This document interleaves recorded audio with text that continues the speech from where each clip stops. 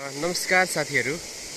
आज पनि म तपाईहरु माझ एउटा सुन्दर भिडियो चित्रका साथ उपस्थित हुने प्रयास गरेको छु।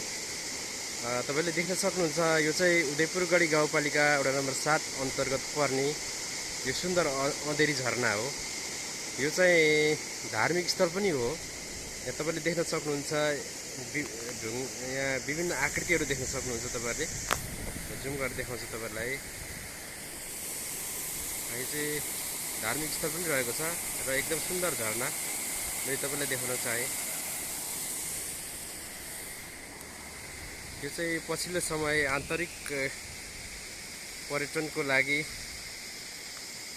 आकर्षक बन्दै गइरहेको देख्न सक्नुहुन्छ तपाईहरुले। यहाँ नेपालको राष्ट्रिय झण्डा राखिएर थप आकर्षक बनाउन खोजिएको छ र यहाँ अर्को मन्दिर पनि निर्माण भइसकेको छ।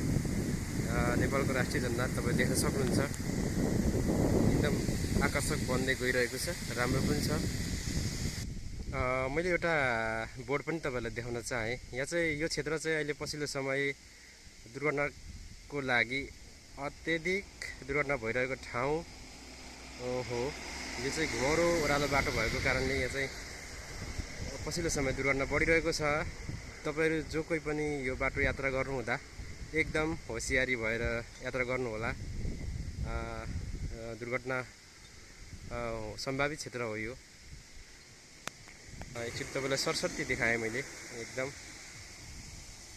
हेर्न सक्नुहुन्छ। भन्दै आजलाई यति नै।